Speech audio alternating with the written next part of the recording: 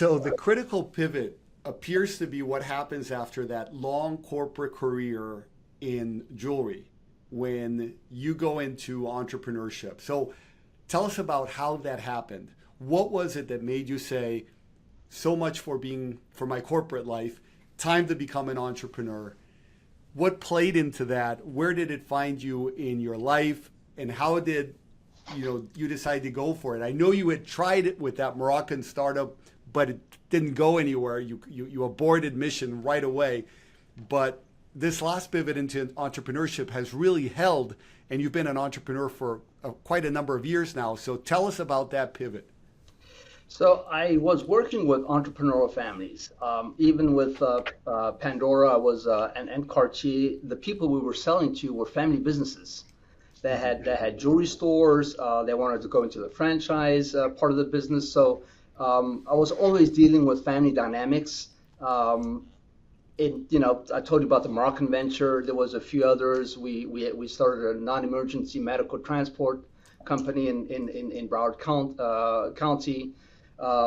Ultimately, we sold that. So there was always that entrepreneurial bug or way to do things, that vision of how to see things, coupled with working with entrepreneurial families that sort of said, okay, I understand corporate ladder, and I grew that ladder on that ladder, but ultimately it was a desire to really control more of my destiny. Right, I was after Pandora, I went for a small stint, and by the way, Pandora was very much of an entrepreneurial character, right? Behaviors. It was starting from nothing, built the infrastructure, built the corporate offices, opened 60 stores.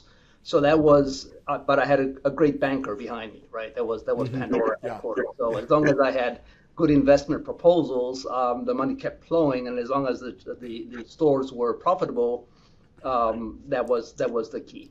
So that was still, very much of an entrepreneurial bent in everything that I did. Developing new markets, it was really more of an entrepreneurial activity. And when you were opening those 60 stores, those 60 branches for Pandora, did it feel like you were selling corporate on why they should invest? Or was it that they were deciding it and you were executing their marching orders? No, so it was very much, hey, this is we want to develop Mexico. I had built a little bit of a franchise network there, and the idea was, okay, we should take the second largest market in Latin America. We should have a little part of that pie. So developed a plan for it, and really presented that plan. And once it was accepted, that's how we got started. So it was, again, the entrepreneurial part of me was on, I remember December 16th, I believe it was, 2016, or maybe 19th, 2016, landing in Mexico City. And now I had a mission. I had to find, who was going to help me find their locations, find the HR person that was going to help me create that structure, find the sales manager that was going to be able to really run the store. So it was first few months first month was in a Starbucks cafe, and then until we got some rented space. So very much entrepreneurial. Wow. Wow. And I know you spent about 4 years in Colombia. Did you make that a home, or did you commute back and forth between the U.S. and Colombia? How did that play out for you, for the work and for the family?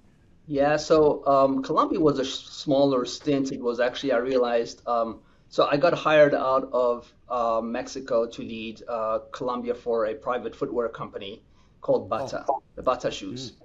And when I got there, the idea was that, hey, this was a bigger organization. It was a factory of 500 people. We had 300 retail stores. It was big. Um, And you were running all of that? yeah, so I was running that, and the idea was that they had not had a country manager, general manager for about 7, 8 months. So when I got there, there was a lot of dysfunctions, especially some land grabbing, controlling, especially from the finance person.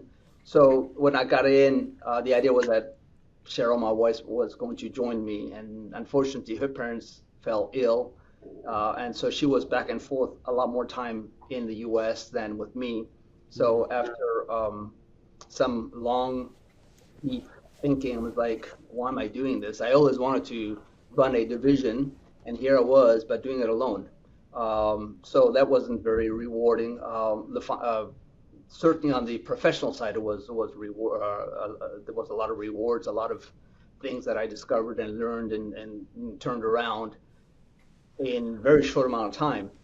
But it wasn't fulfilling in terms of where am I going? The next step was to become president of Latin America in Chile. That was even further away from where I was, Yeah. so that was not part of the plan. Was that your last job in corporate? Actually, no. So I came back to a family business in the shoe business, distributors, importers and distributors of shoes, two big box retailers here in Pompano Beach. And I came in as COO, and I quickly realized that there was a cultural misfit. Yeah. And Okay. then So that was the last job. that was it. That's when I said, you know what? I know how to do this. I've done this. Maybe I should really go back to what I, number one, know what to do, and two, go back to being an entrepreneur, helping entrepreneurial families. So that's what happened 4 years ago.